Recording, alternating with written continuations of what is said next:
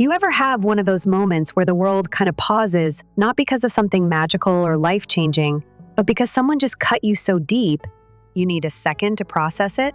Yeah, that was me. Sitting at my parents' dining room table, fork frozen halfway to my mouth, while my dad stood up, raised his wine glass, and loudly declared, "Finally!" One son who isn't a walking embarrassment, his eyes locked on me like a sniper. Unlike this one who couldn't even hold on to a marriage. Silence. Then, from across the table, my mother added with a smirk, "We always knew we picked the wrong embryo. Should have gone with one. We knew which one would flop." Laughter. Actual laughter. From my nieces, my uncles, even my sister. I just smiled. Not the kind of smile people give when they're happy. It was the kind you wear when something inside you quietly snaps like the last thread in a frayed rope finally giving way. Let me rewind a bit. I'm Carter, 36. Identical twin to Brandon, also 36, obviously.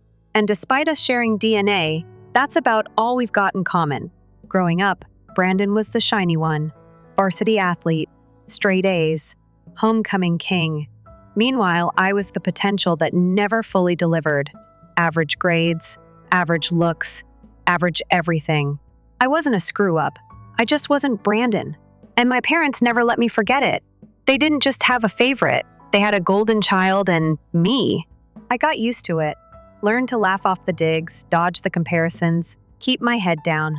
I even convinced myself that maybe, someday, they'd see me for who I really was. I got married at 24 to my college girlfriend, Ella. For a while, it worked. We were young, broke, but happy. Eventually, we grew in different directions. No cheating, no screaming matches, just two people realizing they wanted different lives. We divorced last year. Brandon, on the other hand, had been dating Alina for 3 years. She's polished, sweet, the kind of person who always knows the perfect thing to say. And my family adored her. My mom once told me she'd give up her left kidney if Alina ever needed it. I'm pretty sure she'd have offered both if it meant. Brandon stayed happy. So, when the group chat buzzed with a dinner invite family only, "Big announcement!" I had a hunch. Still, I debated going. I knew exactly how it would go. Spoiler alert, I was right. Traffic was brutal, so I showed up late. The house was already buzzing. My parents, Brandon and Alina, my sister Rachel and her husband Dave, their kids, and a few aunts and uncles. I walked in, grabbed a beer from the fridge, and did what I always did at these things, blended into the background. Halfway through dinner, Brandon stood up and tapped his glass. "So," he said, voice beaming, "Alina and I are getting married. Cheers." Applause. My niece squealed so loud I flinched. I stood and gave them a genuine smile. "Congrats, man," I said, raising my glass. Then came Dad's toast. Finally, a son who made something of himself. I tried to pretend it didn't sting. Until Mom chimed in with the embryo comment. That one landed like a sucker punch. And the room? They laughed. Real laughter. My 12-year-old niece pointed at me like I was a sitcom punchline. Even Brandon gave me that smug look, the one that said, "Better you than me." I sat there for 15 full seconds. I counted. Then I stood up, pulled $40 from my wallet, and placed it next to my plate. For my share, I said, "No drama, no scene, just done." I walked out into the cool night air, the laughter fading behind me. My phone vibrated nonstop before I even reached my car. "Mom, don't be so sensitive, it was a joke." "Dad, come back. Don't ruin your brother's night." "Brandon, chill out, bro. It wasn't that deep." "Rachel, classic Carter, making it all about you." Again. I blocked them all. Every single one. Changed my number. Deleted the family group chat. Moved to a new apartment across town. The only person I kept in contact with was my cousin, Talia. She hadn't been at dinner, and more importantly, she's the only one who ever treated me like a human being. That was 6 weeks ago, and for the first time in my life, silence. No texts about how Brandon just bought a new car. No guilt-tripping reminders that I'm still single. No lectures on how I should have followed my brother's path. Just peace. I started seeing a therapist after my divorce, and she told me recently that I was finally showing signs of post-traumatic growth. Sounds cheesy, but I think she's right. I've been going to the gym. Reconnected with a few friends from college people my parents always said were bad influences because they were artists and musicians, not accountants and doctors. And I launched a small online business custom woodworking pieces. Nothing big. But last week, I hit my first $1,000 in sales, all with my own 2 hands. No approval needed. Then Talia called. "Hey, heads up. Your family's been asking about you nonstop." "Let them," I said. "Brandon's life isn't going so hot." That promotion he bragged about fell through. And that dream houses they keep flexing on Instagram? Debt City. I didn't say much, just listened. Then she added, "They want to talk to you, like, really bad." I leaned back in my chair, staring at the half-finished oak lamp on my desk. "Do they want to talk?" I asked. "Or do they want something?" Talia hesitated. "Honestly, I think it's both, and that brings us to now, sitting here typing this out, wondering what to do next. Should I ghost them forever? Or should I let them see what happens when the embryo they shouldn't have picked decides he's done playing the family joke? It's wild how silence when you're used to noise feels louder than a crowd. For weeks after I walked out of that dinner, I didn't hear a single thing. Not a knock, not a message, not even some backhanded happy birthday text. I wasn't surprised. My family's version of love had always come with conditions, and I'd finally stopped meeting them. Still, I won't lie. The first couple of mornings, I half expected someone to show up at my door with fake concern and a casserole. But no one came. Instead, I poured myself into everything I'd been putting off. I fixed up my new apartment small but full of sunlight. I built shelves from scratch, started painting again, even took my old guitar out of storage, the one my dad once called a waste of time unless you're planning on being a broke busker. That line used to hurt. Now, I play that guitar every night with a grin. Talia kept me posted. She was like my one window into the chaos I no longer had to live in. And trust me, there was chaos. Apparently, Brandon's engagement party got postponed indefinitely. Official reason, scheduling conflicts. Actual reason? Alina found text messages, plural, from multiple women, none of them her. I wasn't shocked. Brandon had always had a wandering eye, but Mom used to laugh it off. "Boys will be boys," she'd say. Except this time, the girl wasn't laughing. Word around the grapevine is her parents were furious, mostly because they'd dropped tens of thousands on deposits already. Brandon tried to do damage control, but you can't fix a sinking ship by rearranging the deck chairs. Talia told me that my parents still hadn't processed that I was actually gone. At first, they called it one of Carter's dramatic episodes. Then it was, "He'll come around. He always does." But week after week, I didn't budge. And slowly, things started to crack. Dad's business took a hit. His biggest client, some logistics company out of Denver, pulled out unexpectedly. That one account made up half his revenue. Mom's credit cards were apparently maxed out, but she kept spending anyway, new bags. Spa days, gifts for Alina to keep her from leaving. It was all unraveling. The golden sun's glow was fading, and guess who suddenly mattered again? Me. But they didn't come back with apologies. Oh no. That would have required self-awareness. Instead, they came back with need. It started with a text from an unknown number. "Tell Carter we need to talk. It's urgent, Mom." Then another, "You've made your point. Time to grow up and help your family." Dad, and then this one, which honestly made me laugh out loud. "Hey man, any chance you could hook me up with that side hustle thing you're doing? I hear you're killing it online."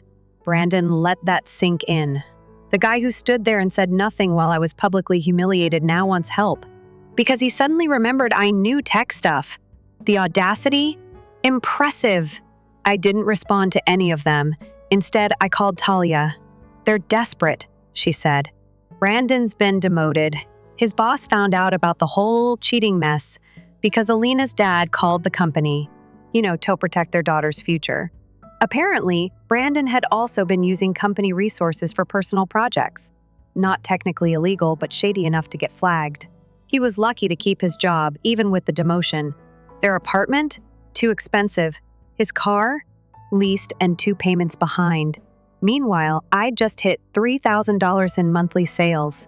I wasn't rolling in cash, but for the first time in my life, I didn't feel like I was drowning. I could breathe. I could sleep without anxiety coiled in my chest like a snake waiting to strike. Then came the bump in. I was at the store grabbing cereal, nothing fancy, just oatmeal and peanut butter, and I rounded the corner right into my dad. It was like walking into a mirror that forgot how to reflect power. He looked small, gray, older than I remembered. His cart was full of instant noodles and clearance brand bread. I was so thrown off, I almost dropped the box I was holding. He stared at me like I was a ghost. I didn't say a word, just nodded and tried to push past. That's when he grabbed my cart and said, "We need to talk." I didn't respond. "Your mother's worried sick," he said. "And Brandon's in trouble. We could use your help." There it was. Not a sorry. Not a "how are you?" Just straight to the ask. I stayed quiet. Then he said it.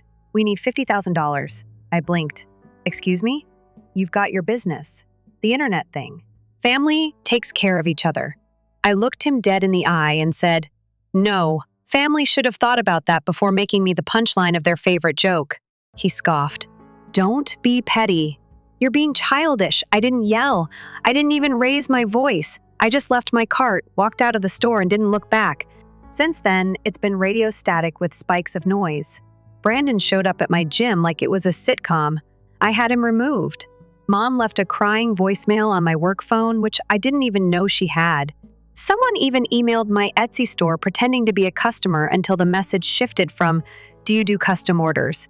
to "Can we talk, son?" But then came the cherry on top, a formal letter. Like actual paper and ink. Invitation to a family reconciliation meeting at my parents' house, complete with bullet points. Topics to discuss: restoration of trust, financial collaboration, family legacy moving forward. At the bottom, "We have a proposal that will benefit all parties." Talia told me not to go. "It's a trap," she said. "They think they can manipulate you back in. And maybe they could have. A year ago. But I'm not that guy anymore. I'm not the twin who hangs around for scraps of attention or a crumb of validation." Still, a part of me was curious. What exactly do they think they can offer me?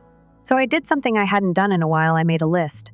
Pros and cons. Pros, maybe closure. Curiosity.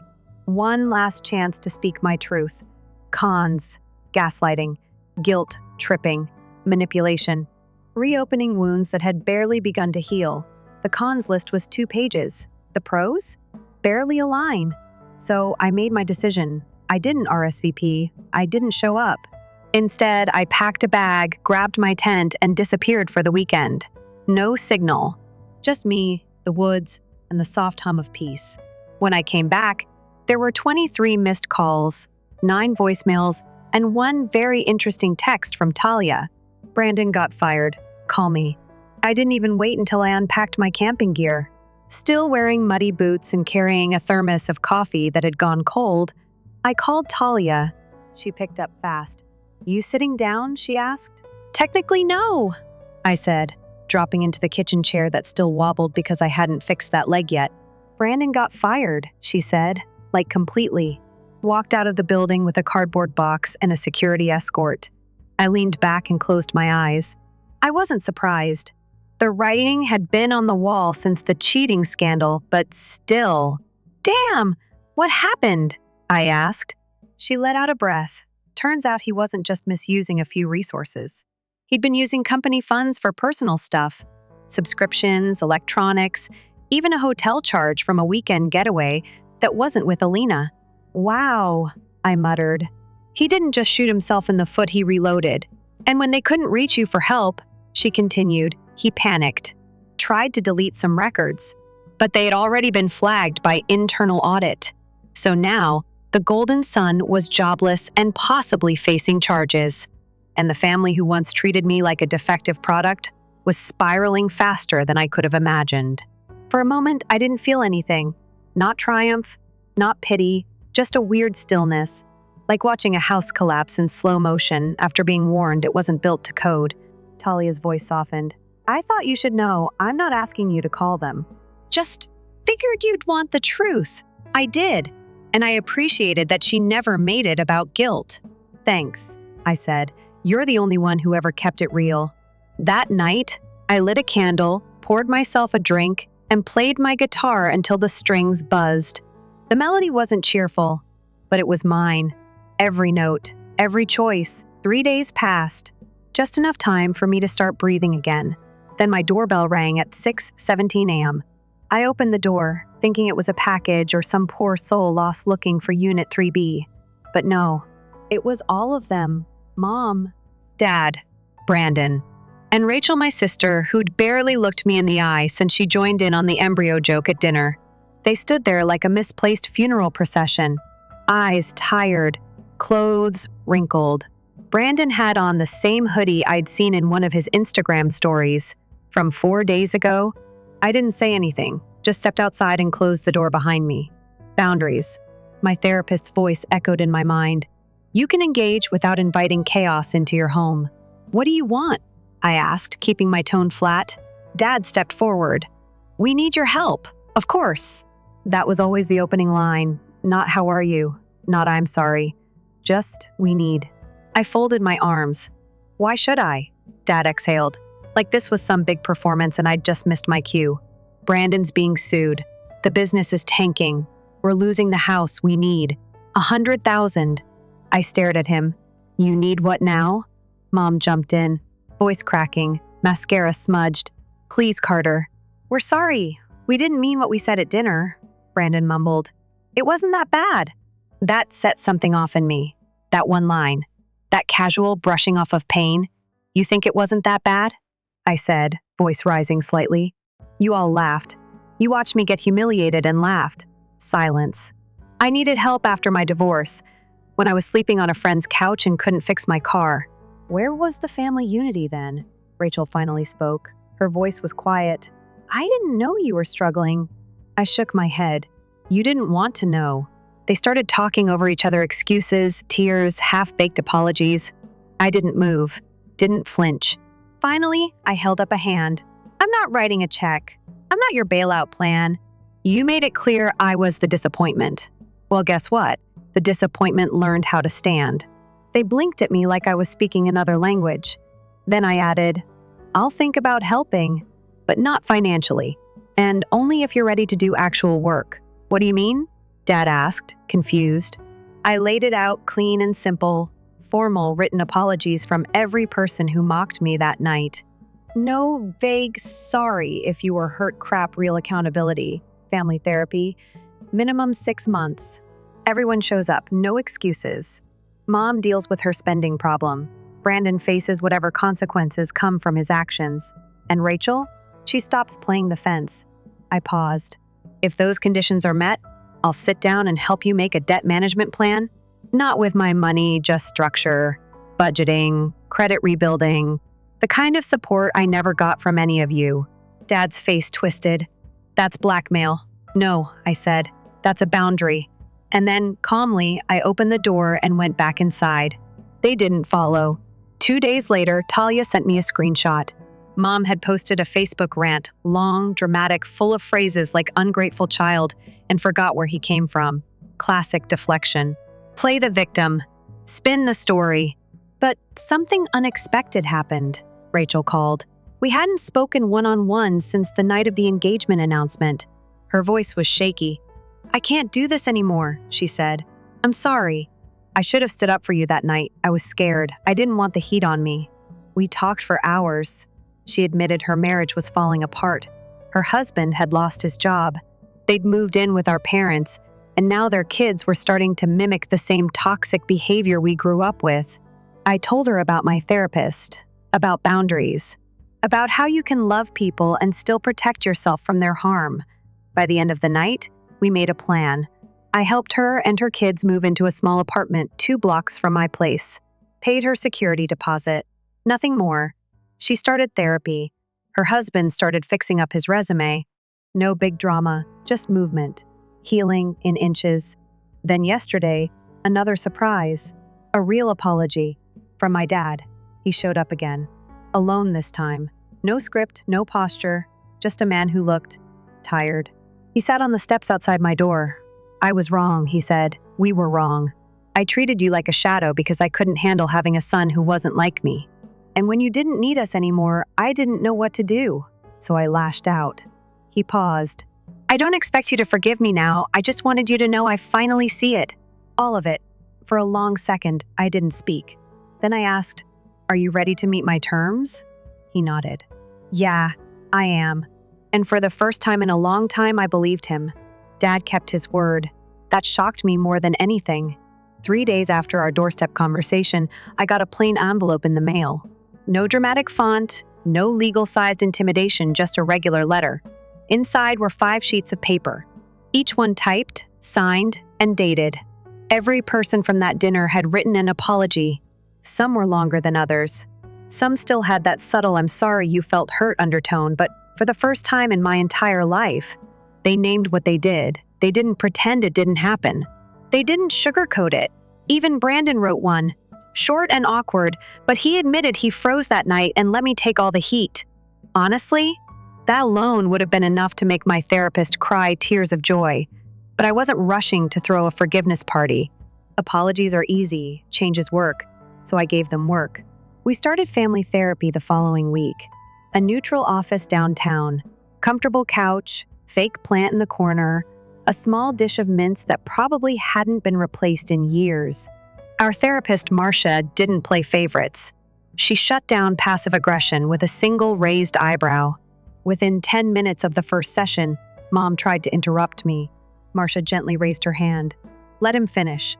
Mom blinked like she'd just heard thunder in her own living room. Week by week, we unpacked it all. Not just the dinner, years of it, the dismissals, the favoritism, the silence when I needed support, the laughter at my expense. It spilled out like a dam cracking after decades of pressure. Brandon cried in week 3. Real tears, not the performative kind. He said he had no idea how much damage his silence caused. That he never thought I was weak, just easier to ignore. That line hit different.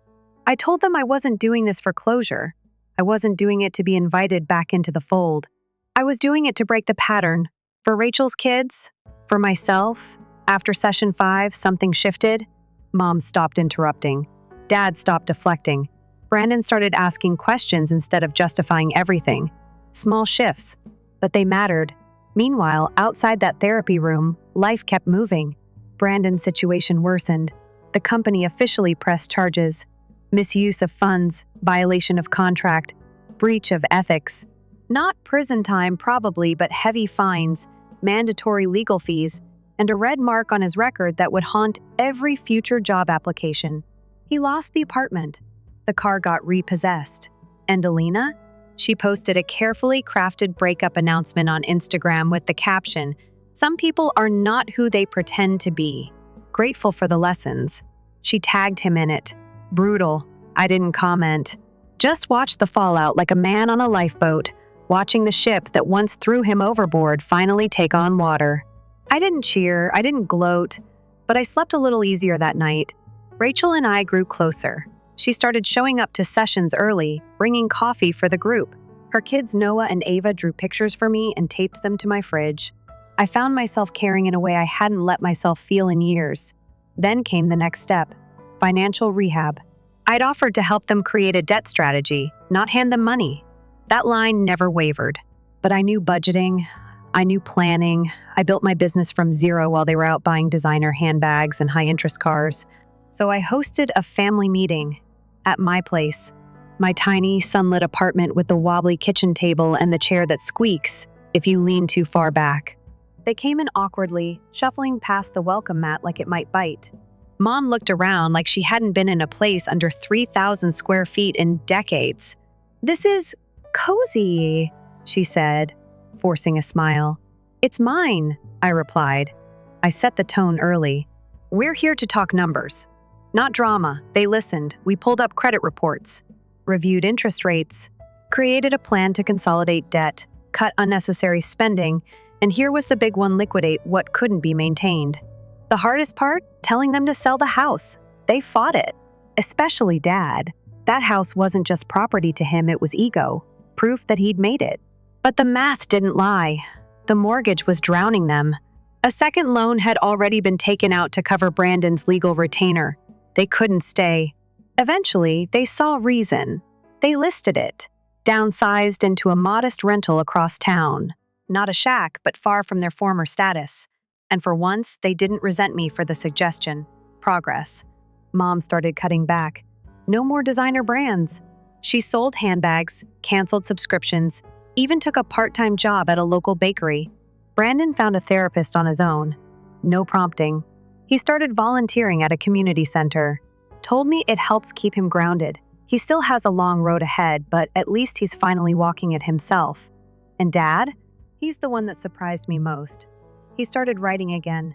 Back in the 80s, before business took over his life, he used to dabble in short stories. I'd forgotten. Or maybe I never really knew. He showed me a notebook during one of our sessions' rough stories. Nothing polished, but filled with emotion. I forgot what it felt like, he said, to create something for no reason other than love. I nodded. That's how I feel when I build something from scratch. We didn't say it out loud, but I think that was the first time he really saw me. Not as Brandon's twin, not as the family disappointment, but as Carter, his son, the quiet one who never stopped showing up even when they didn't notice. It's strange how healing doesn't arrive with a bang. No fireworks, no parade. Sometimes it's just a quiet afternoon where no one yells, and the silence doesn't feel like a warning. That's what I noticed first. The absence of tension. After months of therapy, family meetings, and conversations that once felt impossible, things started to level out. Not perfect, but possible, manageable, real. I was sitting at my kitchen table one Thursday morning, going through invoices and sipping lukewarm coffee, when I realized something. The table didn't wobble anymore. I'd fixed it. Somewhere along the way, maybe between coaching Dad on how to use Excel or helping Mom cancel yet another unnecessary subscription I'd gotten under there, tightened the bolts, added a folded napkin under the short leg, and made it steady. And I hadn't even noticed. That small, stupid moment almost broke me. I just sat there, hand wrapped around my mug, staring at the stable surface and thinking, this is what repair looks like. It's not grand. It's not loud. It just holds. The next week, Rachel invited me over to her new place. It was small but warm. The walls were covered in kids' drawings, and the living room smelled like cinnamon and something baking. We sat on the floor while Noah and Ava showed me their Lego dream fortress, complete with an escape slide and a lava moat made from red socks. Rachel handed me a plate with 2 slightly overcooked cookies and smiled. I know we're still figuring things out, she said, but thanks for helping me build something different. I didn't say much, just nodded and took a bite. Too crunchy, but I ate the whole thing. Brandon started showing up to therapy early. Not just on time early. He'd bring coffee or ask if anyone needed help with something before we started. Sometimes he'd stay after to talk one-on-one with Marcia. I wasn't sure if it was for the sessions or if he just needed space to think. One day after therapy, we took a walk. No big conversation, just city blocks and comfortable silence. Then he asked, "Do you remember when we were 9 and built that soapbox car for the school derby?" I laughed. "The one that lost its wheel on the first turn?" "Yeah," he said, smiling. "And you stayed behind to fix it even though the race was already over." I shrugged. "Didn't want it to sit broken." He paused. "You've always been that way. I just didn't see it until now." It wasn't an apology, but it was the first time he acknowledged who I really was, beyond the comparisons, beyond the shadow. That meant more than any letter. Meanwhile, Mom had taken to baking like it was a full-time job. Cookies, muffins, pies, half of which she brought to therapy sessions like offerings at an altar. At first, I thought it was her way of distracting from the hard conversations. But then one day, she showed up with nothing, just herself. When Marcia asked how she felt, she didn't deflect. She didn't turn it into a compliment sandwich or a guilt trip. She said, "I'm ashamed of how I treated my son." And then she looked at me. I thought love was showing pride in success, but I confused pride with preference, and in doing that, I broke something in you. I don't expect forgiveness. I just hope I can show you something different moving forward. That was the first time I cried in front of them. Not the kind of crying you do when you're hurt. The kind you do when something tight in your chest finally unravels. I didn't need her to say more. Just that, just the truth. Dad, to his credit, kept working on his stories. He joined a local writing group. I helped him set up a blog. He writes short pieces now, some fiction, some not. One of them was about a father who builds a house with 2 sons. only to realize too late that he never made room for the one who needed shelter the most. He never said it was about us.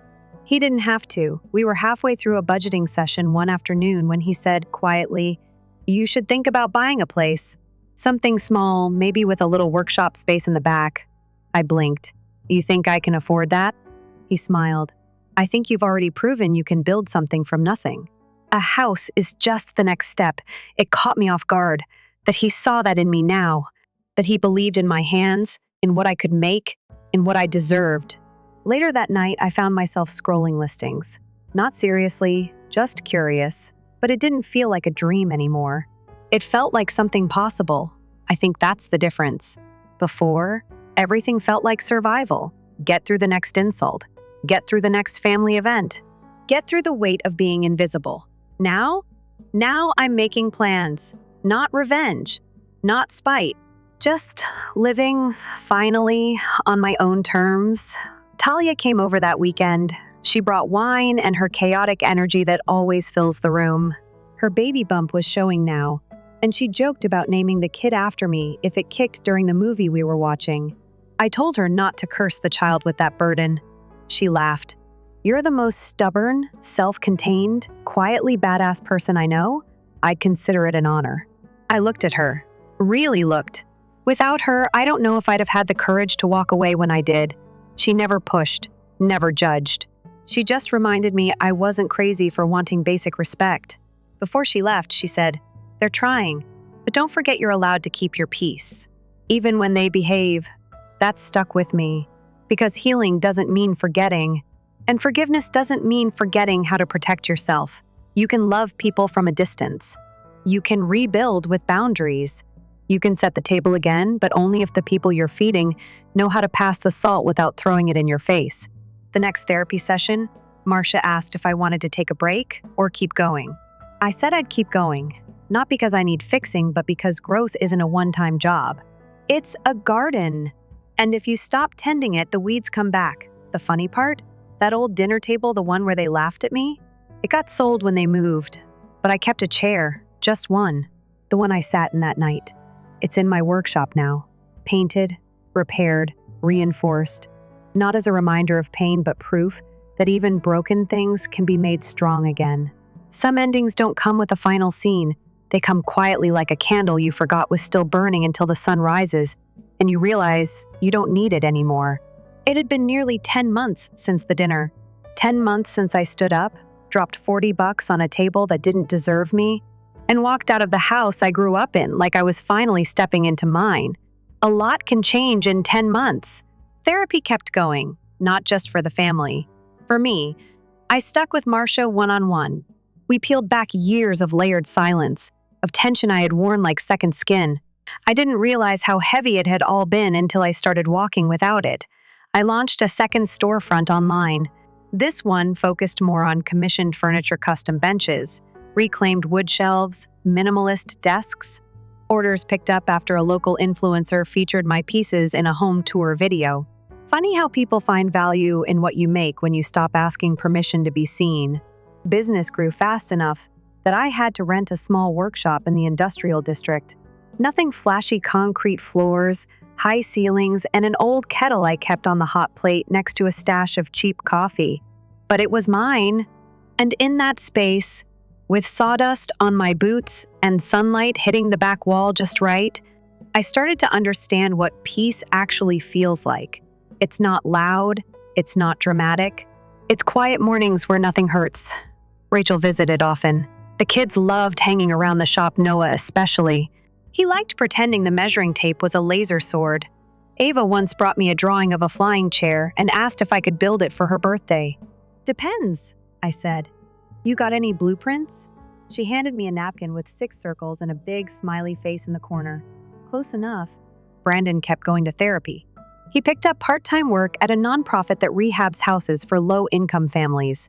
Manual labor. Hard, humbling work. He told me once it made him feel like he was doing something real for the first time in years. I could tell he meant it. He doesn't try to be my best friend. He doesn't pretend like the past never happened. We keep a respectful distance, and that's fine. That's honest.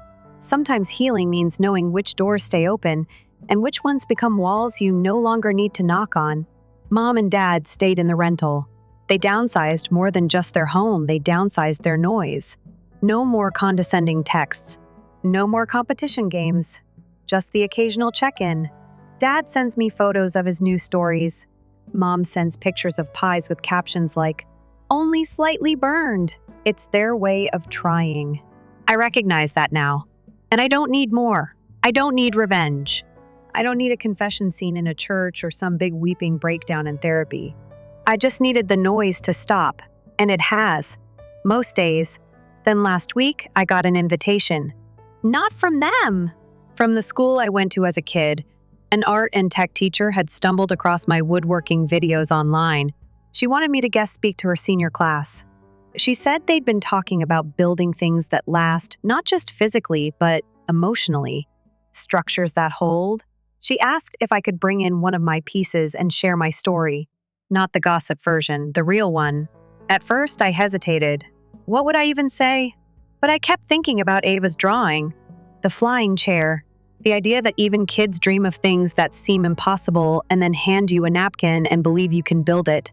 So I said yes. I brought in a simple bench I'd made the week before. Maple. Clean lines, hand-carved. I stood in front of those students, half of them distracted, some curious, one definitely asleep, and I told them what I knew to be true. You don't have to be anyone's masterpiece to matter. You don't need applause to be valid. You just need to keep building. That line hung in the air. I told them about starting over, about the kind of love that only works when it doesn't come with shame, about walking away even when people say you're the problem. One student raised her hand and asked, "Do you forgive them?" I paused. Thought about it. "I don't know," I said honestly. Some days, yes. Other days, I remember things I wish I didn't. But I've forgiven myself for staying too long, for trying too hard, for thinking I had to earn love that should have been given freely. That got a quiet hum across the room. I left the bench with the school, told them to use it however they wanted. Paint it. Sit on it. Carve initials into it. Let it be theirs. Because that's what healing is, too, giving something better than what you got. On the way home, I stopped by the hardware store, picked up a pack of wood stain, a new blade for my saw, and impulsively a brass plaque. I didn't know where I was going to put it at first. But that night, I went to my workshop, pulled out the chair I'd salvaged from that dinner, and attached the plaque to the backrest. It read, "He stayed standing, that's all. No names, no dates. Just truth." Because that's what mattered. Not the money I never gave them. Not the apologies I finally received. Not the pain that once defined me. But that I stood. That I walked out. That I kept walking. And somewhere along the path, I stopped being the punchline in someone else's story and became the author of my own. So here I am, Carter Mitchell, son, brother, builder, not the twin who failed, not the disappointment, just a man who learned how to build things that hold even if he had to start with himself. Story 2. He brought his fiancée home with my son. In the kitchen, she pushed me up against the counter and trapped me. "Listen, old guy. You'll end up in the most affordable nursing home we can locate when we are married. He's had enough of taking care of a worthless burden like you." My son nodded as he stood at the doorway. "It's accurate, Dad. You don't need your house as much as we do." I simply grinned. This morning, I finished cooking. There were 23 missed calls and more urgent texts on my phone. I suppose I'm doing this at last. I never imagined that I would be sharing my family drama on Reddit, but now that I'm 2 years old, I'm still in shock and question whether what occurred today was true. A little backstory. I'm 58. It's been 15 years since I became a widower. I've been parenting our son Daniel alone since my mother, Louise, died of cancer when he was just 15 years old. By raising, I mean providing him with everything and get almost little in return. But that's just being obvious, isn't it? That's what I always told myself anyhow. I've always been the one who stays out of arguments, the one who takes the fall while others fail. When your dog urinates on his yard for the billionth time, your neighbor never complains. The father who makes loans, the buddy who is never reimbursed, the dad who sacrificed a social life and a romantic relationship because Daniel needs me. Everything that makes someone a pushover. Last weekend, my 30-year-old son Daniel brought his 28-year-old fiancée, Savannah, home to spend a few days with us. They were engaged 6 months into their relationship. I know now what a red sign is, but I never say anything, so I remained silent. Their residence is around 2 hours distant. Additionally, this was just my third encounter with her. Our first encounter was at a boisterous pub where we hardly spoke. The second occasion was around Thanksgiving at my brother Henry's house, when she hardly recognized me and spent the whole time on TikTok. But whatever. Daniel looked cheerful, so I tried to be encouraging. And I do that, don't I? Ignore that gut-wrenching sensation and stand behind everyone else. They got there on Friday night. They stated they were too exhausted to go, so I ordered pizza, vacuumed, cleaned the guest room, laid up fresh towels, and washed all the linen. Of course, I paid for it myself. When Savannah noticed that I had ordered from a local restaurant rather than Domino's, she made a frown. "I'm sorry, but my little village doesn't live up to your expectations." However, I simply apologized and grinned because I had to. On Saturday, I prepared a large breakfast, pancakes, bacon, the process. Savannah chose her meal and asked if I had any avocados while Daniel slept in till 11. I didn't. More let down. I sigh. After that, they watched Netflix on my account all day while I prepared supper and cleaned the home. Everything changed at this point. While Daniel was taking a shower, Savannah entered the room while I was in the kitchen preparing his favorite lasagna, which takes hours, by the way. Perhaps she was offering to assist, I thought. I'm a fool. She approached me directly, pushed me up against the counter, and got in my face. Her coffee breath is still in my nostrils. "Listen, old man, you're going to be thrown into the most affordable nursing home available once we get married," she said. "Daniel has had enough of taking care of a worthless burden like you." I was so stunned that I was unable to react. I looked over and saw Daniel standing in the doorway. I was certain he would stand up for me. Rather, he simply said, "It's true, Dad," and nodded. "You don't need your house as much as we do. My home? I've had that one for 30 years. The one in which I brought him up, the one I paid off even though I occasionally worked 2 jobs. I simply nodded, smiled, turned back to my source, added some oregano, and stirred it as if nothing had happened in the house where I have all of my memories of Eloise. They resumed viewing their program. I continued to cook, served dinner, and struck up conversations. Inquired about the plans for the wedding. I'm not invited to the destination wedding that they're apparently organizing in Mexico. Grinned and nodded. While they were out meeting some of Daniel's old high school pals, they washed the dishes. But I was dying on the inside. Within, there was something going on that I had never seen before. It was more than anger. Everything I had ingested for decades seemed to be suddenly erupting like lava. Daniel never reimbursed me for the money he borrowed from me. He always expected lavish presents for his birthday, even though he missed mine. Since he received his business degree, which I paid for, he has treated my house like a hotel and talked down to me, similar to the employees. And now this. I was sitting at my kitchen table after they had gone to the bar when something suddenly broke. Or perhaps something fixed itself at last.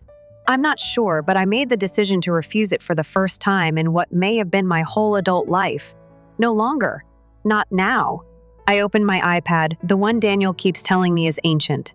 Even though it's only 3 years old, and started making calls first to my brother Henry, who's been telling me for years that Daniel was using me. Then to my old friend from high school who happens to work at a law firm, then to my bank, then to my neighbor who's a real estate agent. See what Daniel and his gold digger fiancé don't know. Is that my worthless house sits on land that's now worth a small fortune because of the new shopping center being built nearby. Developers have been leaving notes on my door for months. They think I'm just some clueless old boomer who doesn't know what he's got. Just like my son thinks. I've never been one for revenge. Always thought karma would handle things. Always thought being the bigger person meant letting people walk all over you. But something changed in me tonight. Something hardened. They came home drunk around midnight laughing. I heard them whispering about the old man and how they'd sell my furniture when they got the house. Heard Savannah saying they should check if my life insurance was paid up. I pretended to be asleep, but I wasn't. I was making plans. This morning, I made them breakfast again. Smiled. Told them I was so happy they found each other. Hugged them both. Goodbye. Said I was looking forward to seeing them at the engagement party next month. They drove away thinking everything was fine. Thinking I was still the same old doormat I've always been. They have no idea what's coming. It's now 2:14 a.m., and I'm typing this from the guest room of my brother's house. I've got meetings with lawyers tomorrow.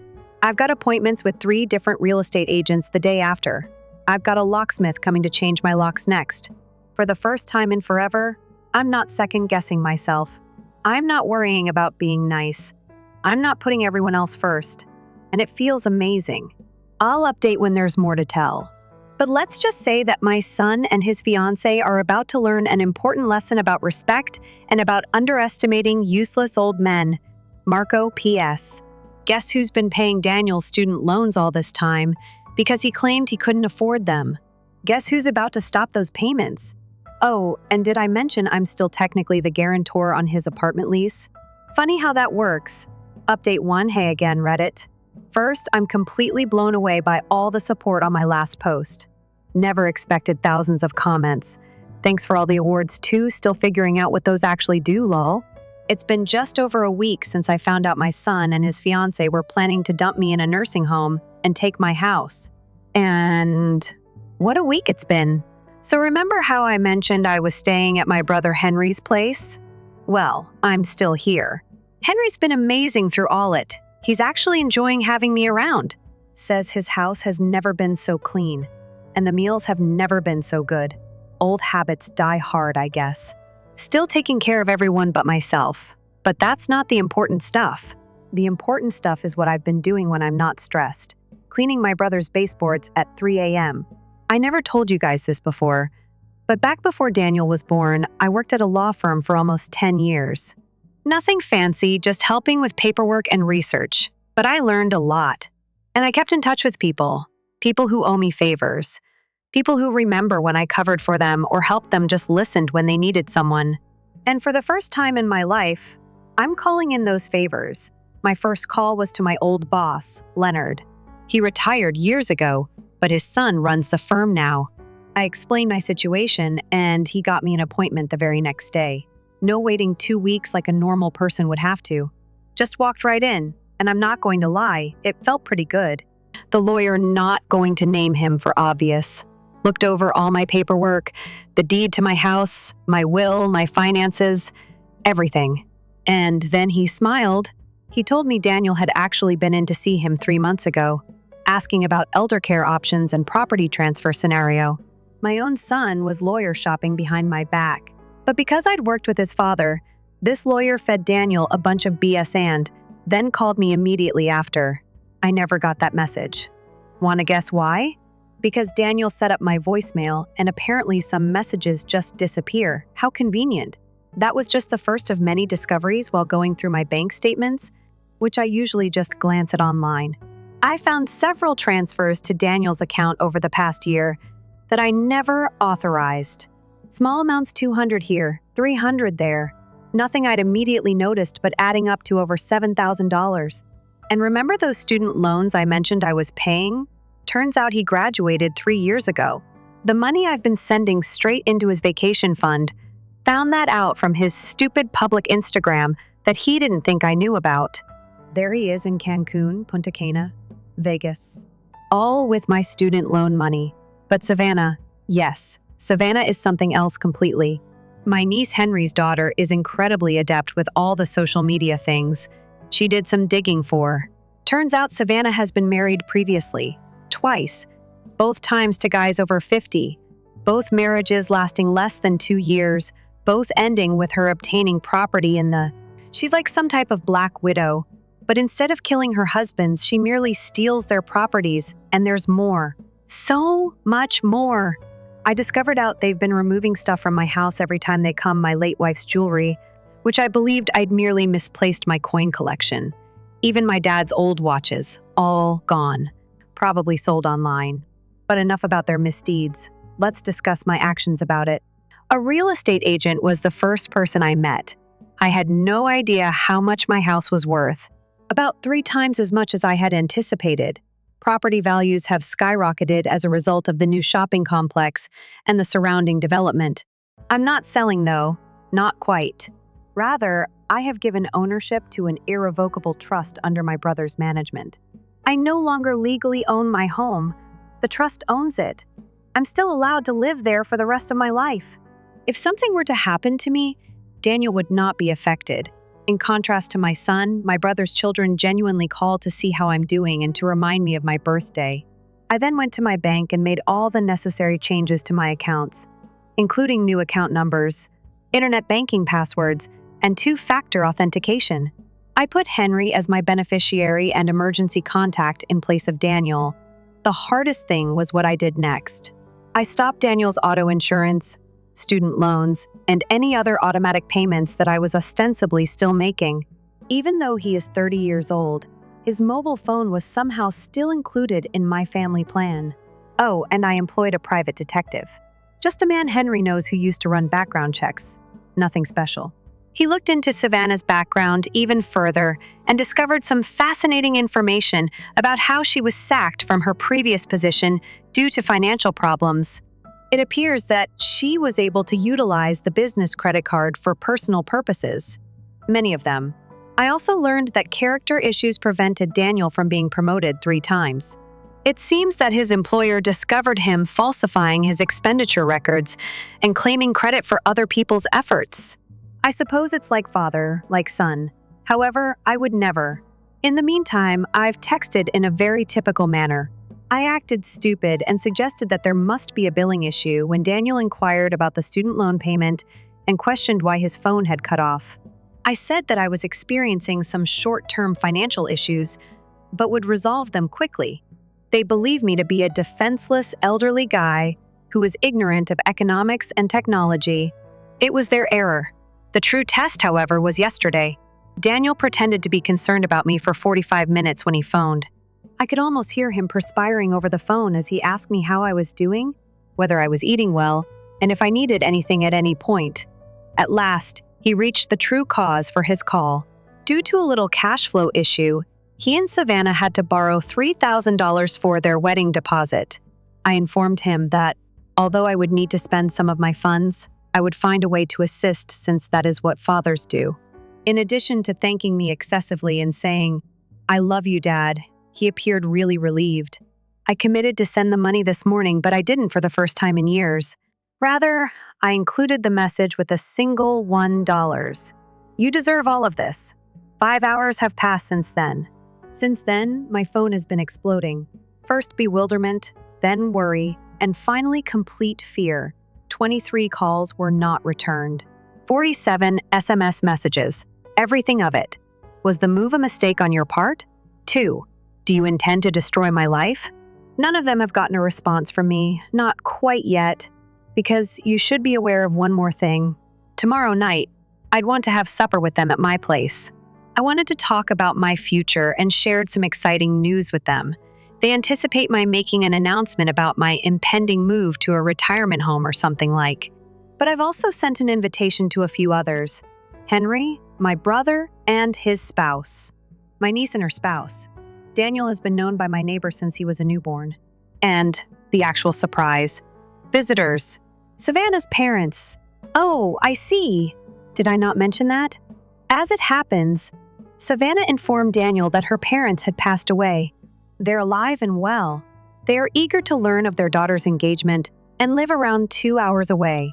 Since it appears that she is still legally wed to her second spouse, I've prepared my renowned pot roast, arranged my dining room with my finest foods, purchased a fine bottle of whiskey to commemorate, and placed a little camera in the bookshelf to record every moment for the first time in my life. I have no fear of conflict. I'm excited about it. I've been the emotional punching bag, the pushover, the human ATM, and the good guy for years. However, they will all get to meet the person I've grown into tomorrow night. I was too scared to reveal the person that was always inside of me, the wolf. They didn't anticipate it. I'll provide an update following supper. Good luck to me. I don't believe I'll need it, but honestly, read it. I have all the cards for the first time in my life, and I am eager to play them. Marco. Update at last. Reddit, that is. it took place. I'm still absorbing the events of the meal. I apologize for the delay in updating. Before I could even put this all out, I wanted to give things some time to settle. My brother's Wi-Fi has also started functioning strangely. Henry often purchases the premium plan, but he still makes use of the router that was provided to him in 2015. LOL. Where do I even start then? This supper took up my whole day to prepare, tidying up my home. Completely, despite the fact that I hadn't spent the entire week there. I suppose it's old habits. Using the little potatoes and carrots Daniel loved as a child, I prepared my well-known pot roast, arranged the nice foods on the table. The ones that, aside from Christmas and Easter, remain in the cupboard. If I was determined to destroy their world, I would even extinguish the lights and fresh flowers. If nothing else, I wanted it to appear good. Around 6, Henry and his spouse, Kate, arrived first. As I continued to check my phone compulsively, they assisted me in finishing the setup. Since his last irate text over the automobile being repossessed, Daniel has not sent any new texts. Nothing but quiet. This, to be honest, made me more anxious than the previous barrage of texts. Next to arrive were my neighbor, Miss S. Peterson, who has known Daniel since he was in diapers, and my niece Riley and her husband. She questioned me 3 times whether I was quite certain about everything while bringing her baked apple pie. I nodded even though I wasn't quite. Savannah's parents were the true wild cards. They knocked on my door at 645, even though I wasn't convinced they would actually arrive. Mr. Grant and Miss S. Grant appeared normal, even pleasant. Not at all what I had anticipated, based on Savannah's accounts of her traumatic family history and violent upbringing. After thanking me for getting in touch, Miss S. Grant gave me a quick embrace and showed me photos of their other daughters and grandchildren. Since Savannah abandoned them more than a year ago, they had been attempting to get in touch with her. After a $10,000 loan for a purported medical emergency, the doorbell then rang once more. I believed that everyone could hear my heart thumping so loudly. I smoothed down the new shirt I had purchased especially for this event. Breathing deeply, he opened the door. They were standing there. Daniel is perplexed. Savannah appears irritated. When they spotted the automobiles in the driveway, they both froze. Daniel inquired as to what was happening. I simply grinned and ushered them in, said that I had a surprise. Savannah started making reasons about having to go right now. I suddenly recalled a Saturday night work emergency. Yes. However, Daniel, ever inquisitive, entered and saw Savannah's deceased parents. I wish I could explain her expression. It was like seeing the instantaneous departure of a person's spirit from their body. Her cheeks lost all of their color. Like a fish struggling to breathe, her mouth expanded and closed. Mrs. Grant broke out in tears and grabbed her daughter, Havana. It seems that she goes by that name instead of Savannah. Questioned her about her whereabouts and disappearance. Savannah appeared as though she might pass out or flee. She did what manipulators always do instead. She launched an attack and began yelling that this was all a sick game, that her parents had no right to be there, and that I had no right to call them. However, when there is proof of your lies all around you, it is difficult to play the victim. I asked everyone to take a seat around the dining table. Savannah declined, but Daniel, who appeared increasingly perplexed, gradually sat down. He was looking anxiously at the pot roast, of all things, as if this elaborate meal were somehow the most dangerous aspect of the evening. I then revealed everything, including the altercation in the kitchen, the threats from the nursing home, the theft, the false information regarding student loans, the theft of my wife's jewelry, the covert marriages, and everything else. I didn't cry or scream, simply stated the facts in the same composed manner. A grocery list was something I used to read. Daniel appeared to get smaller and smaller in his chair with every new revelation. At one point, Miss S. Peterson, who is a kind old woman, gasped so loudly that I thought she might need her inhaler. Henry held onto my shoulder the entire time, as if he was worried that if he released it after I was done, I may pass out. You could cut through the heavy quiet with a knife. My refrigerator's ice machine even appeared hesitant to produce noise. Daniel was the first to speak. Began with denial.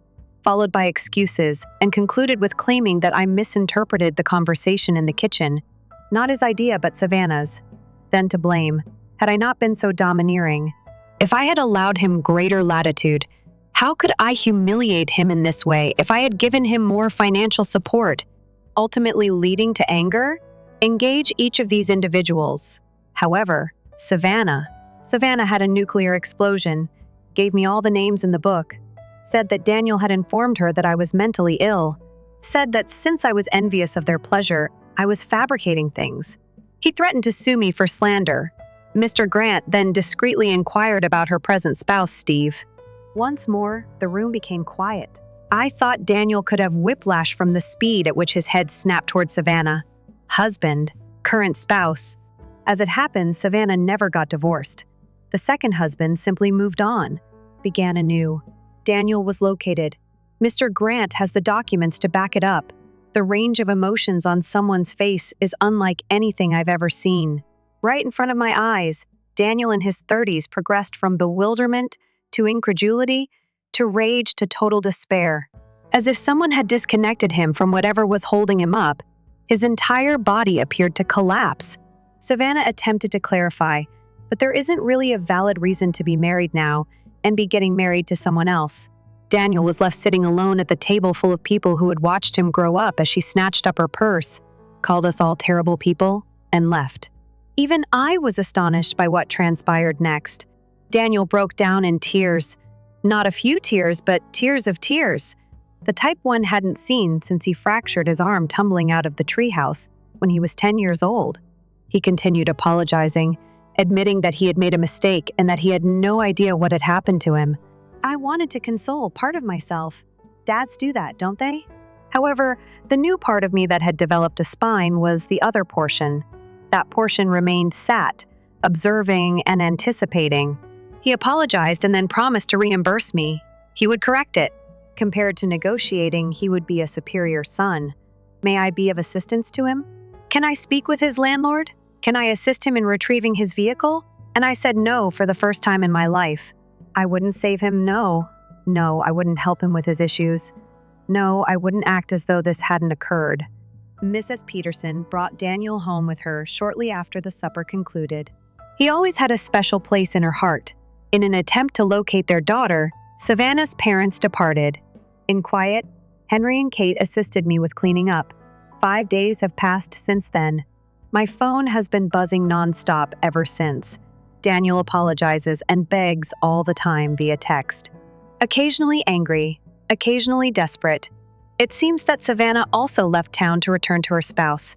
Her parents claim that Daniel lost his job.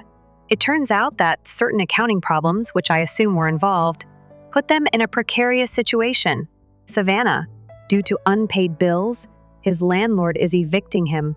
His whole life is falling apart. I'm also taking my time fixing it for the first time. I'm repairing my life instead. I built a security system, replaced all the locks, and moved back into my house yesterday. I sat in my yard all day sipping coffee and making plans for the springtime flowers I would plant. Henry believes that I ought to cut Daniel off entirely.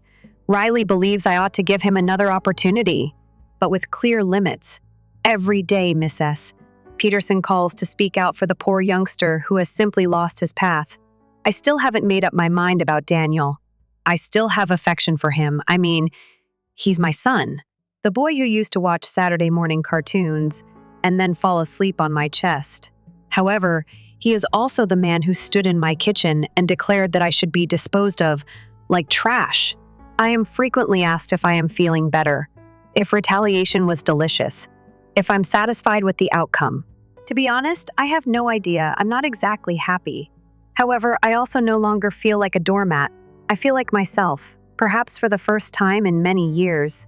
I didn't quickly turn away from my reflection in the mirror yesterday, like I normally do. In fact, I paused to examine myself. Around my eyes, my gray hair creases. I've always had the same face, yet it's different in some manner.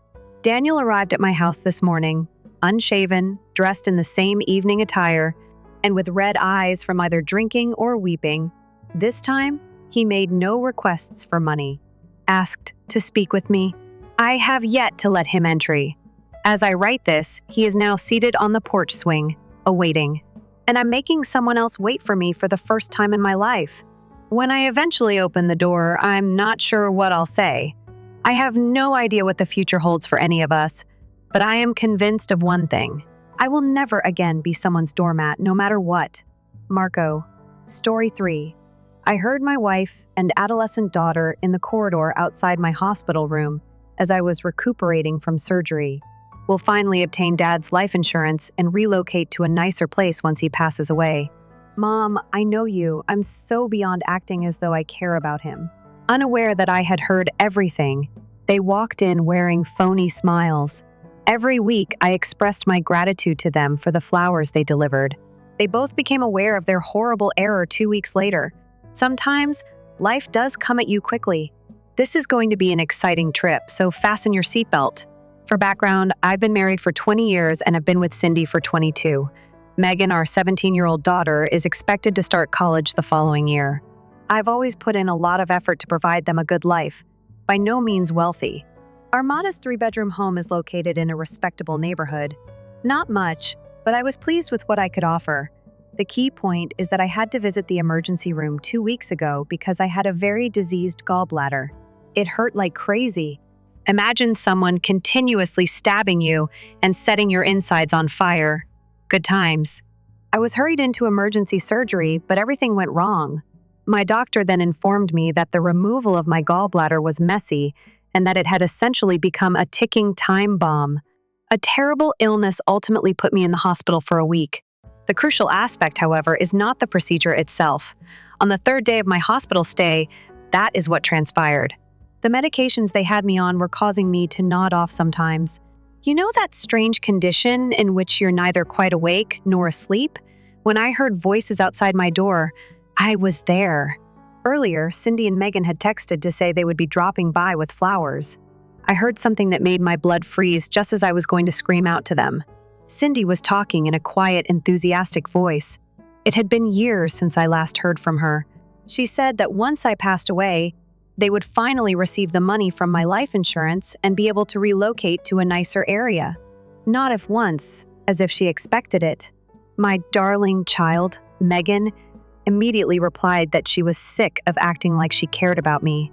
My heart felt like it had been torn out of my neck. I swear to God, like something that hurts physically. It's unlike anything I've ever experienced. They were unaware that I was awake. They were standing in the hallway, the door slightly open, talking casually about my death and how inconvenient it was that I was still living, like if they were planning a weekend or something. Before they pushed the door open, I had about 10 seconds to digest this. Furthermore, these two are far superior to the Academy Awards. They arrived beaming and worried. Cindy gave me a forehead kiss. Megan asked me how I was feeling while setting down a vase of flowers. I just thanked them every week for the flowers, but I'm not sure how I did it. Claimed to be exhausted. Asked if they might return the next day. They appeared to be almost relieved to have a reason to go. I spent hours lying there and stared at the ceiling after they went, unable to fall asleep, not even able to weep, simply numb. What's truly broken, you know? A part of me wondered whether I had actually had this hallucination. The medications I was taking were rather potent. I could have dreamed it up. Then I began to reflect about the previous year. How Cindy had been making strange remarks about her friend's new home in this posh neighborhood. How she had been asking strange questions about my life insurance policy, which I had upgraded when Megan was born, and how Megan had been getting more and more aloof and always too busy to join us for our customary Sunday football games. Little details that, when combined, appear significant, even if they didn't at the time. Yes, I stayed up all night formulating my plan. I texted my brother Owen first thing in the morning. I felt I could rely on him, and we have always been close. I just requested that he visit the hospital by himself the next morning. Omitted specifics. About 9 o'clock, Owen arrived. We were alone because the nurses had just completed their rounds. I told him everything. At first, he believed I was kidding. You can't hold him responsible. It has the sound of one of those trashy daytime television programs. But he recognized my face. I wasn't yet prepared to take Owen's advice and employ a pie. Instead, while Cindy and Megan weren't present, I requested him to look through our home computer. In case of an emergency, he has the key to our house. Owen returned 2 days later with screenshots. How long after death had Cindy been looking? His typical hospital stay for gallbladder issues was covered by his life insurance. In addition, she had been seeing homes in areas that were above our means based only on my pay. A realtor was emailed about seeing houses when everything calmed down. I had the impression that I was in another universe. For more than 20 years, this woman had shared my bed. Together, we had created our lives. I recalled how, on our 10th anniversary, I had surprised her with a weekend excursion, causing her to cry happy tears. Just a small cottage beside the lake. Nothing extravagant. But at the time, that was the only thing I could afford. How? 5 years prior, she had been at my side during my mother's burial. Was it all a charade? Had she been waiting all this time for me to pass away? And in some ways, Megan was even worse. I worked extra shifts to purchase her the laptop she needed for school, taught her how to ride a bike, and stayed up all night creating her science fair projects. I believed our connection was good. Not flawless. Which parent of an adolescent has a stable but ideal relationship with their child? Apparently not. The days in the hospital that followed were unreal. Their daily visits gave me a fresh perspective on them. I observed Cindy checking the monitors when she believed I was not watching. How?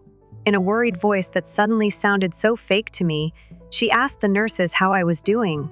How? Megan was always using her phone, hardly interacting, obviously just because she had to.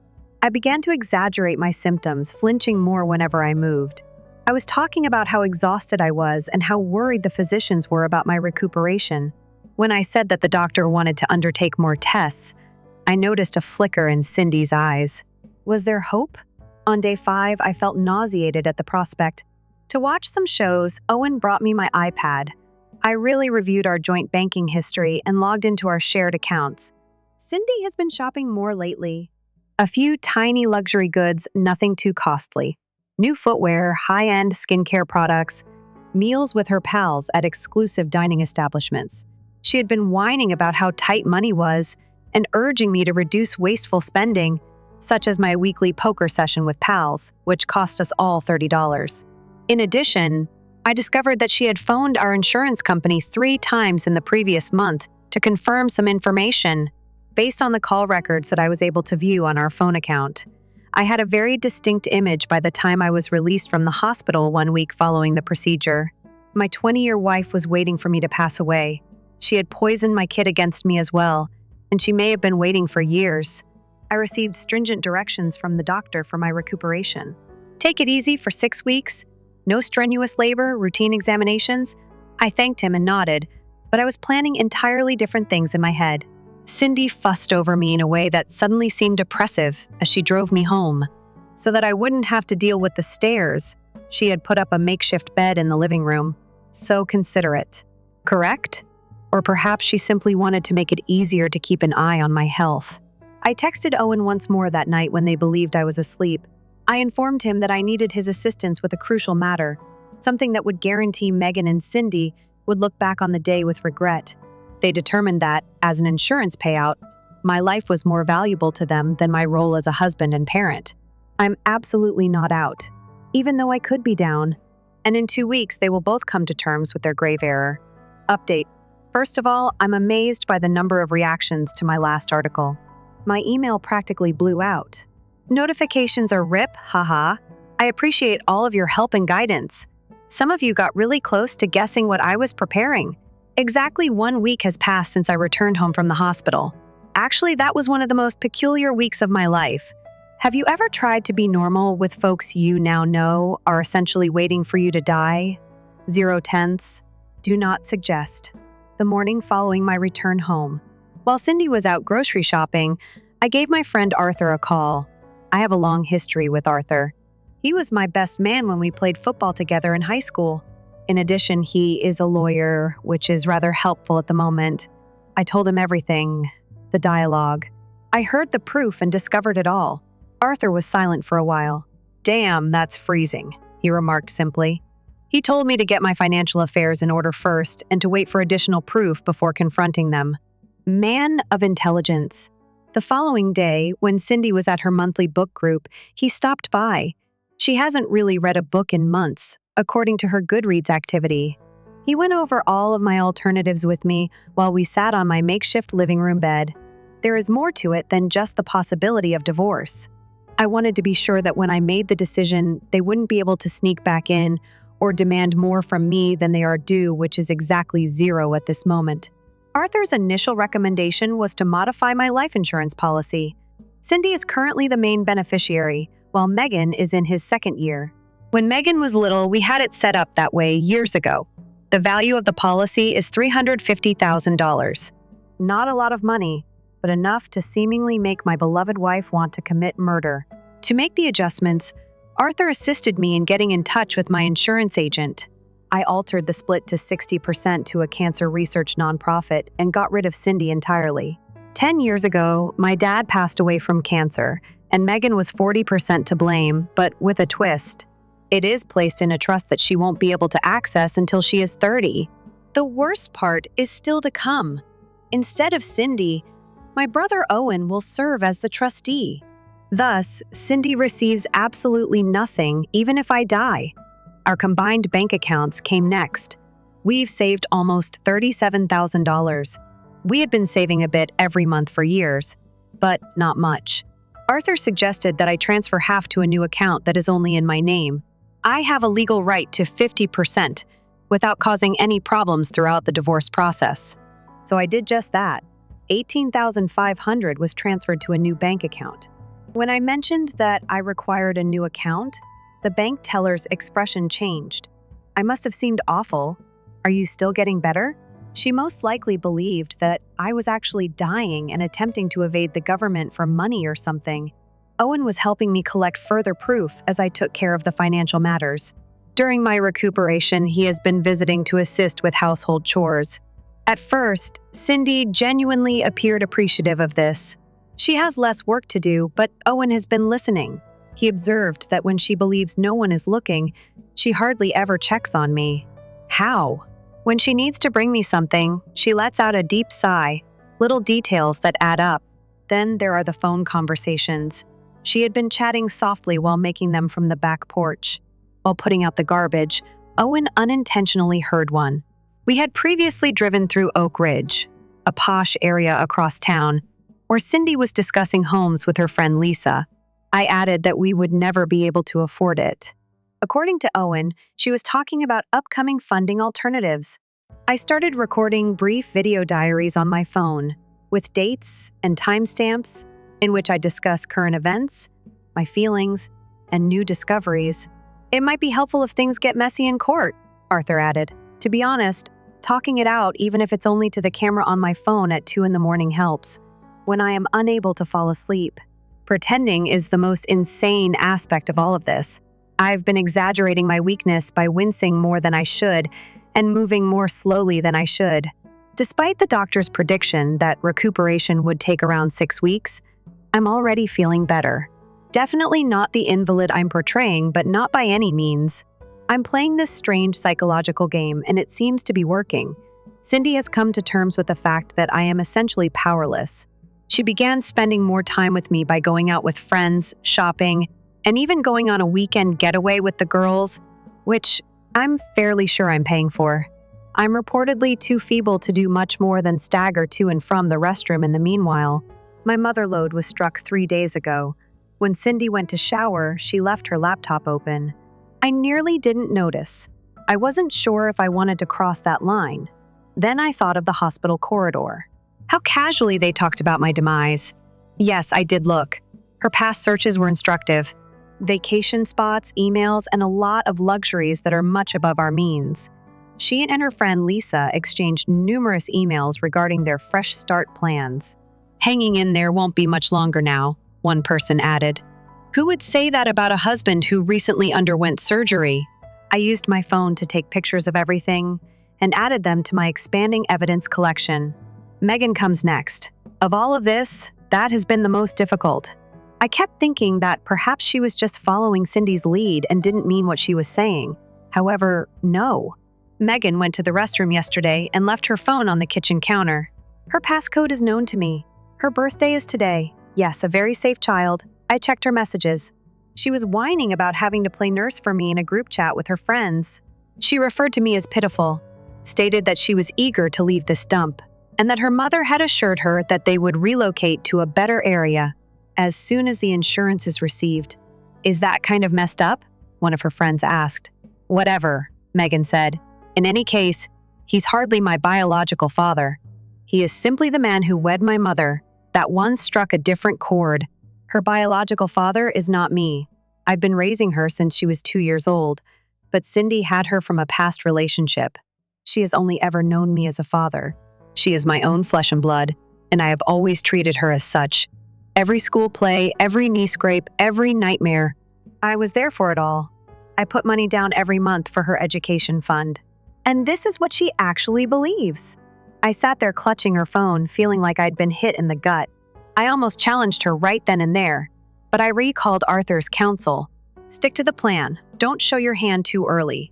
So I placed her phone back, went to my makeshift bed in the living room, and I made a choice regarding that education fund.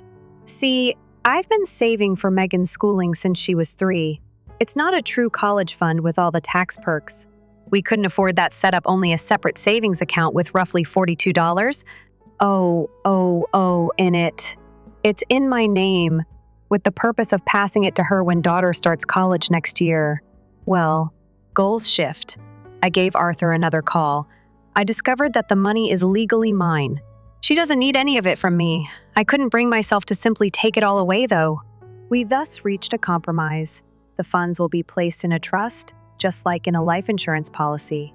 Owen authorizes the money to be made straight to the school, so she may only spend it for schooling. She didn't have a new automobile or a luxury apartment with her mother. As it was always meant, just education. I completed my last preparation last night. In the new trust arrangement, I moved the college fund. I collected all of my supporting documentation onto a flash drive folder with a cloud backup. I emailed Cindy and Megan to ask if we could have a special family meal tomorrow after practicing my words and delivery. I mentioned that I wanted to celebrate a minor win since I was feeling a little better. Cindy consented, though she seemed puzzled. Megan said, "Sure," which is her go-to reaction for anything these days. Arthur and Owen agree that I should wait longer and collect additional proof. I'm done waiting, though. I've had enough of acting. It is harder and harder for me to maintain the act every day because of the betrayal. Cindy's phony smiles. Everyone was hesitant. Dad, do you need anything? From Megan. Everything is getting to be too much. I'm going to set everything out tomorrow night. Dinner is prepared for 6 people. In case things become ugly, I've asked Owen to be on call. Printouts of everything are with me. The time and date of their visit are displayed on the hospital bill. Images of their messages on the screen. Cindy spent everything, according to her bank statements. It's not their reactions that make me anxious. To be honest, I don't give a damn about how people feel right now. I'm anxious about my feelings later. Will I even feel better after this? Will anything? Then I recall how coldly and strategically they talked about my death. My own family, for whom I have sacrificed everything, was only waiting for me to pass away so they could profit. And all of a sudden, I no longer feel anxious. I'm prepared. The table is prepared. The proof is ready. And in a day, Cindy and Megan will see what a horrible error they have committed. The last update. Okay, read it. 3 days have passed since the meal. I apologize for the wait for the update. Took a while to comprehend what that transpired. In addition, I've been occupied with transferring my belongings. But the last chapter of this story is what I promised you everyone. Here it is then. Firstly, I appreciate all of the direct messages. To see how I'm doing, I'm as okay as someone can be after their whole family falls apart. I'm okay physically, though. Anger turns out to be a powerful incentive for recovery. Who could have known? While Megan was at school and Cindy was at work, I spent the whole day preparing for the supper. In fact, I prepared everything myself. Just spaghetti and meatballs, salad and garlic bread, nothing special. When Megan was little, this was her favorite dinner. Yes, I see the irony of preparing her favorite dish on this specific day, but I suppose old patterns do not go away. I arranged our nice plates on the table. You know, the ones that are often reserved for Christmas or Thanksgiving. All of my supporting documentation was printed up and placed in a folder beside my plate. I shaved, put on a beautiful button-down shirt instead of the sweats and t-shirts I'd been wearing while I recovered, and set up my phone to capture everything. Around 5, Owen contacted me to see how I was doing, questioned whether I was certain I wanted to carry out this task without him.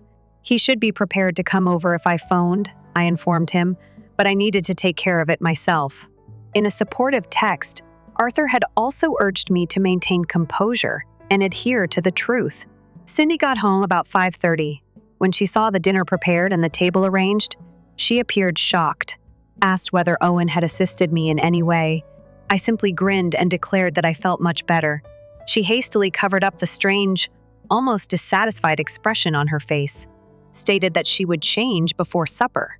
Before closing the front door, Megan was already moaning about some trouble with her pals when she arrived home at 5:45.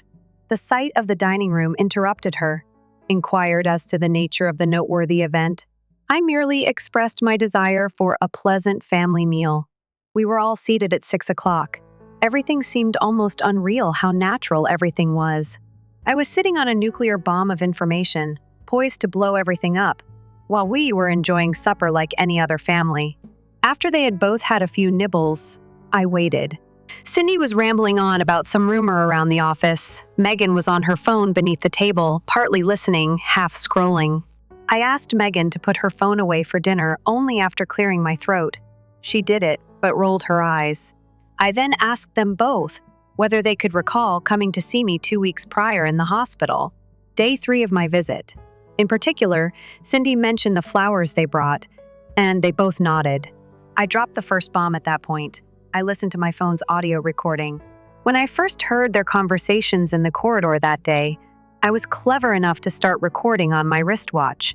Even though the audio wasn't very good, it was clear enough to hear Cindy mention that they would finally receive the money from my life insurance and relocate to a nicer place after I passed away. Additionally, Megan replied that she was sick of acting as like she cared about me. The expressions on their faces. I'd want to show you everything. Cindy became white. For a few seconds, Megan's mouth nearly fell open. Nobody spoke. Then they both spoke at once, and Cindy said I misunderstood them to be discussing something different. Megan sobbed and said she didn't mean it. I simply sat there as they dug deep trenches. When their justifications eventually ran out, I unfolded my folder and presented the evidence piece by piece. Cindy's communications about homes she couldn't afford were screenshotted, and her internet history revealed that she was looking up life insurance payoff schedules. Megan texted her pals after I left, saying that I was pathetic and that they were relocating. Cindy changes strategies, moving from rage to denial. She began to bring up past disputes and ways that I had allegedly let her down over the years. How I failed to provide her with the life she was due. How her friends' spouses all had better vacations, larger homes, and higher incomes. At that point, I felt certain that I was making the proper choice. After 22 years of dating, she only cared about the things I hadn't bought her. Not the life that we had created. The recollections, no. Just things. I listened to her tirade until she was exhausted. I then calmly explained to them both what I had been up to for the last 2 weeks. I explained to Cindy that she was no longer understanding the modifications to the life insurance policy. When I stated it, her face visibly jerked, like if I had smacked her. I informed her that I had taken my legal half of the savings account that I had partitioned. I told her that she would receive divorce papers tomorrow and that I had previously spoken with a lawyer who told me that, considering the situation, she wouldn't receive anything. I then turned to Megan and informed her about the modifications to her college fund, explaining that while she would no longer get it in cash, she may still utilize it for educational purposes. That made her face crumble. She began by apologizing and claiming that none of it was intentional, that she cherished me. And what do you know? I thought she was real for a moment. Nearly. Then I recalled her texts, though, not even those who said they were waiting for me to pass away. She claimed that I wasn't her biological father in that instance, only the man who wed her mother. I informed her, looking her in the eye, that I no longer trusted her, even though I would always love her. If she wanted me back in her life, She would have to earn that trust again. Cindy became frantic and attempted to pull the draw. However, according to her family card, we may resolve this in therapy. I only chuckled, asked her whether, while deciding how to use my life insurance, she had considered our relationship as a family. That was pretty much the end of the supper. Half-eaten, cold food, Cindy sobs. Under the table, Megan is frantically texting someone, most likely her friends, for assistance. I got up and informed them that I would be staying at Owen's place going forward, and that I anticipated them both leaving the house by the end of the month. I picked up my already packed bags from the bedroom and left as soon as the divorce proceedings decided how the assets would be divided. Down the street, Owen was waiting in his vehicle. When things became heated, I texted him. In almost complete silence, we drove back to his place. I simply nodded when he once asked if I was all right. To be honest, I didn't trust myself to say much. 3 days have passed since then. My phone has been inundated with calls and texts from both of them ever since. Cindy alternates between expressing regret, threatening legal action, and pleading with me to return home. Megan mostly simply apologized repeatedly. I haven't been answering very much. Just factual stuff about the divorce process, and when I'll be by to get more of my things. The practical fallout has been complicated. I'm sleeping in Owen's extra room for now while hunting for an apartment. The divorce notification has been given, and Cindy supposedly had a full meltdown when she realized I was serious. She's already tried phoning Arthur, my legal pal, to explain her side. He didn't take the call. Obviously, the hardest aspect has been dealing with shared friends and relatives. Everyone wants to know what occurred. Some have chosen sides without ever hearing the complete tale. My mom has phoned, like 15 times, confused about why her daughter-in-law and grandchild are now stating, "I've lost my mind and abandoned the family." I'm tackling it one person at a time, showing the proof when required. After listening to the tapes, most individuals understand. Some people believe I'm exaggerating, that since family is family, I should pardon them.